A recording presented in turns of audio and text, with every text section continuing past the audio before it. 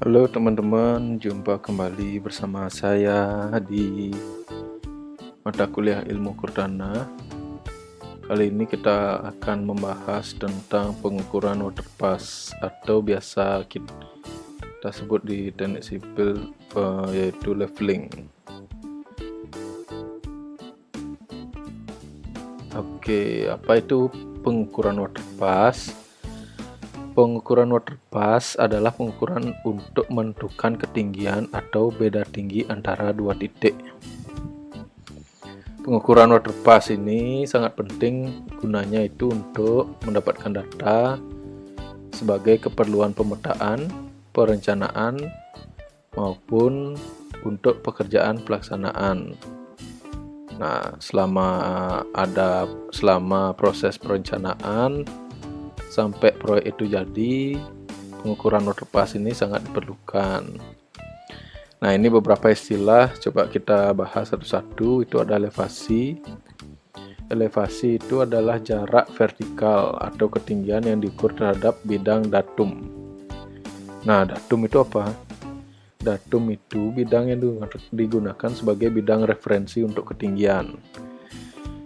Itu misalnya permukaan laut rata-rata. Jadi kalau kita mengukur tinggi sebuah gundukan atau bukit misalnya, datumnya yang bisa kita pakai itu adalah muka laut rata-rata. Jadi bukitnya tingginya misalnya 40 meter. 40 meter itu dari atas muka laut.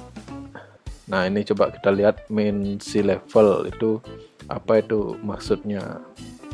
Mean sea level atau disingkat MSL itu adalah muka laut rata-rata. Itu hasil dari pengukuran permukaan laut tiap-tiap jam selama jangka waktu yang lama. Jadi dapat dia rata-ratanya.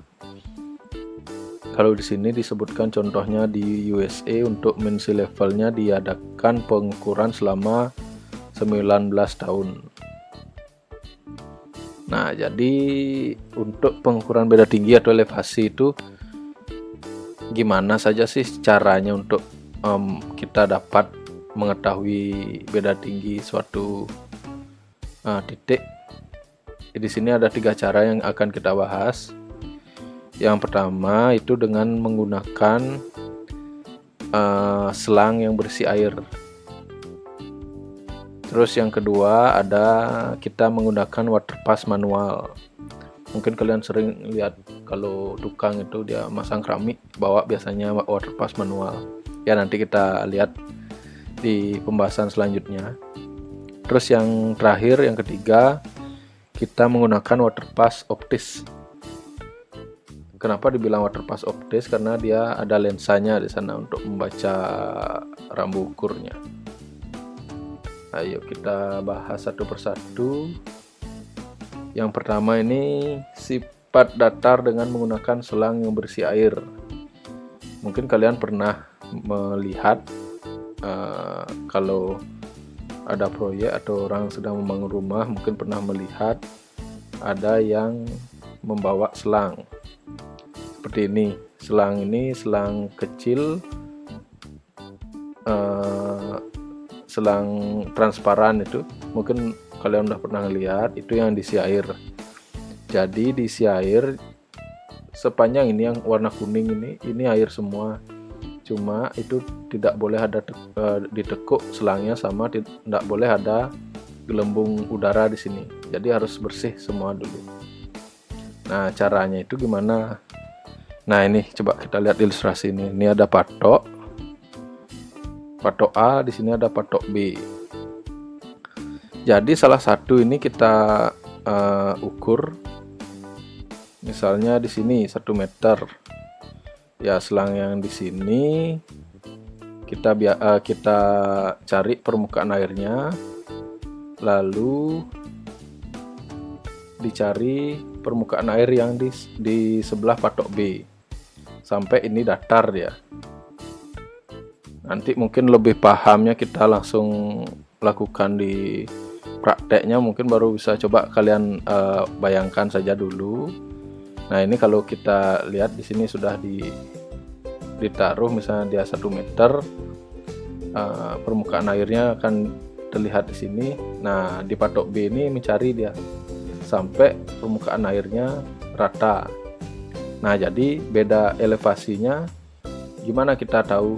Nah, kan gampang ini, tinggal tingginya ini dikurang tinggi patok A, tinggi selang di patok B dikurang tinggi selang di patok A. Jadi ini dia selisihnya. Nah, inilah beda tingginya. Gimana kira-kira bisa dipahami ya? Semoga bisa dipahami. Jadi itu cara yang pertama. Kita lanjutkan di cara yang kedua. Nah, ini dia. Sifat datar dengan menggunakan waterpass manual. Ini yang saya bilang tadi. Waterpass manual. Jadi di sini ada semacam cairannya dia. Jadi cara kerjanya kalau kita mencari tinggi di sini, kalau pakai ini harus ada bantuan. Di sini ada kayu, di sini ada rambu ukurnya. Jadi kita mencari elevasinya itu caranya. Kenapa perlu ini? Jadi kayu yang melintang di sini itu posisinya harus benar-benar datar. Kalau dia gelembung udaranya ada di tengah-tengah di sini, berarti posisi kayu ini udah datar ya. Nah, untuk nyari beda tingginya sama seperti tadi. Yang bagian ini tingginya kita kurang dengan bagian di sini, bagian A. Jadi dapat beda tingginya. Sederhana ya caranya. Mungkin semoga bisa dibayangkan gimana maksudnya itu. Jadi rambu ukur yang di sini kita ukur tingginya sampai kayu yang melintang ini. Misalnya dapat di sini 2 meter. Terus yang di titik A ini kita ukur, misalnya dapatnya 1 meter, berarti beda tingginya 1 meter. 2 meter dikurang 1 meter. Oke. Nah, terus yang ketiga, ini yang kita sebut waterpass optis. Disebut optis karena di sini dia menggunakan lensa. Jadi cara kerjanya ada bantuan nanti pakai tripodnya, ada kaki 3-nya. Jadi kita kalau mau melakukan pengukuran itu ya didirikan dulu.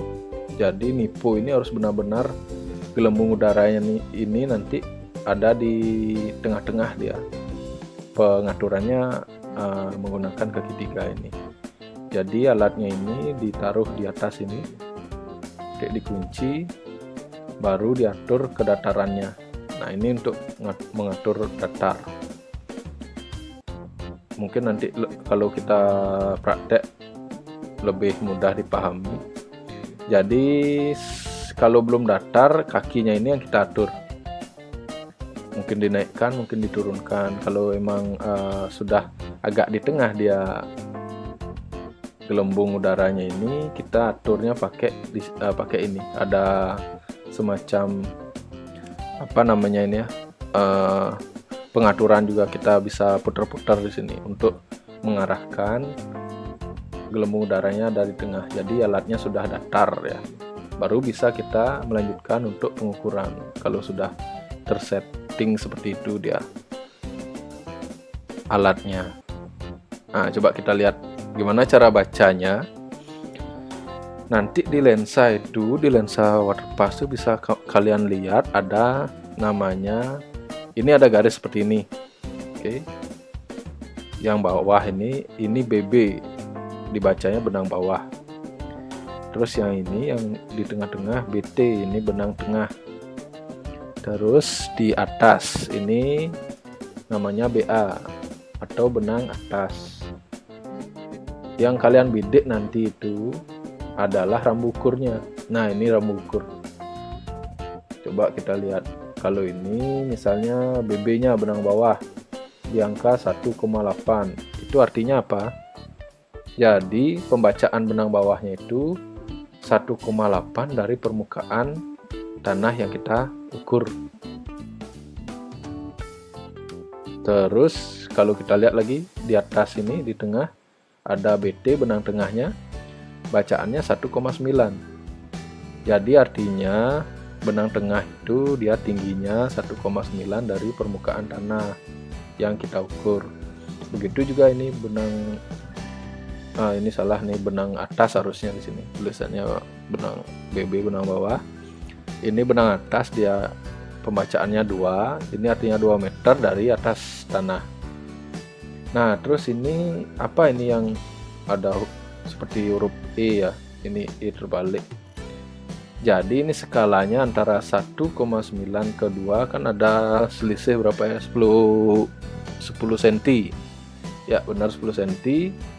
Jadi ini kalau kita perhatikan satu garis ini yang hitam putih ini dia 1 cm, benar nggak 1 cm? 1, 2, 3, 4, 5, 6, 7, 8, 9, 10 ya benar. Jadi satu garis ini dia jaraknya 1 cm.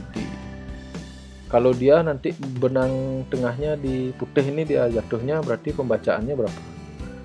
1,92 meter. Begitu juga nanti kalau seterusnya dia semakin atas ya semakin membesar. Kalau di sini 1,9, 1, 2, 3, 4, 5, 6, 1,96 misalnya di sini garis benang tengahnya. Oke, semoga bisa dibayangkan dan dipahami dulu. Ayo kita lanjutkan dulu. Nah ini cara, sekarang kita beranjak ke caranya menggunakan water pass ini. Gimana cara mengukur beda tingginya atau elevasinya. Pada prinsipnya sama saja dengan dua metode yang sudah saya jelaskan tadi. Jadi misalnya alat water passnya kita dirikan di sini. Kita akan mengukur beda tinggi di titik A dengan titik B. Berapa sih? Nah, di sini setelah alat itu disetting sedemikian rupa seperti yang saya sudah jelaskan tadi di awal, sudah nipunya sudah berada di tengah-tengah, alatnya sudah datar. Jadi tingginya diukur ya sampai di lensa. Nanti ada kok di alat itu tanda untuk mengukur tingginya itu. Jadi ini dicari tingginya. Jadi setelah pembacaan benang tengah misalnya tingginya ini kan ketemu jadinya. Nah jadi beda tinggi elevasinya itu, beda elevasinya sederhana ya, semoga bisa dipahami. Terus ini ada lagi yang modelnya gimana kalau alatnya berada di antara titik yang kita akan ukur beda tingginya. Di sini ada titik A dan titik B. Jadi water passnya kita dirikan di antara titik A dan titik B. Gimana caranya kita tahu beda tingginya? Pada prinsipnya ya sama saja ya. Cuma bedanya posisi alat saja. Kalau dengan pengukuran yang ini kita tidak perlu lagi mengukur tinggi alatnya. Jadi yang kita ukur adalah begini. Sekarang alatnya di sini kita arahkan ke titik B dulu. Benang tengahnya berapa dibaca, dicatat. Terus kita putar ini mata lensanya ke arah titik A. Di sini ada rambu ukur juga. Jadi pembacaan ke titik A benang tengahnya berapa itu dicatat. Nah sekarang beda tinggi antara titik A dan B itu tinggi pembacaan benang tengah di titik A atau ini garis A ini dikurang garis B. Jadi itulah beda tingginya. Bisa ya? Jadi hasil pembacaan benang tengah di sini dikurang hasil pembacaan benang tengah di sini. Oke, semoga bisa dipahami sampai di sana. Nah, terus gimana kalau kita mendirikan alat di luar titik yang kita ukur elevasinya? Nah, ini ilustrasinya, coba kita lihat gambarnya di sini. Nah, di sini alat water passnya kita dirikan. Jadi kita akan mencari beda tinggi dari A ke B B ke C atau A ke C atau B ke D. Gimana caranya? Ya sama saja kayak seperti tadi. Jadi kita dirikan alatnya di sini. Kita taruh rambu ukur di titik A, dibaca benang tengahnya berapa, dicatat. Kita pindahkan ke titik B rambu ukurnya. Kita baca benang tengahnya, dicatat. Jadi coba di sini. Beda tinggi antara titik A dan titik A ke B sama dengan tinggi ini HA dikurang HB. Nah, itu beda elevasinya antara titik A dan B. Kalau titik A sama C, A sama C, jadi ini tinggi HA dikurangi tinggi HC, dapat dia beda tingginya. Kalau B ke C, ya HB dikurangin HC. Nah, itu dia beda tingginya. Kalau A ke D misalnya, ya HA dikurangin HD, itu beda tingginya. Ya, dan seterusnya nanti kalau ada lagi titik-titik selanjutnya. Mungkin kalau di waterpass ini sekian yang bisa saya jelaskan. Semoga pengertiannya, semoga pemaparannya bisa diterima dan bisa kalian pahami. Kalau memang masih kurang jelas, nanti kita bisa diskusi. Memang kalau untuk pengukuran waterpass ini lebih enaknya kita langsung lakukan di lapangan supaya bisa langsung terbayang yang dipaparkan itu seperti apa sih gitu. Karena ini kondisi seperti ini, semoga kalian juga bisa memahami dengan cara penjelasan yang seperti ini. Nanti juga bisa kalian ulang-ulang videonya sampai kalian mengerti, atau nanti juga bisa seperti saya bilang tadi, kita diskusi lewat WA group atau nanti meeting Zoom atau Google Meet untuk penjelasan lebih lanjut kalau ada yang perlu kita diskusikan. Mungkin untuk materi kali ini tentang waterpass, tentang leveling, saya cukupkan. Sampai jumpa nanti di pembahasan selanjutnya. Terima kasih.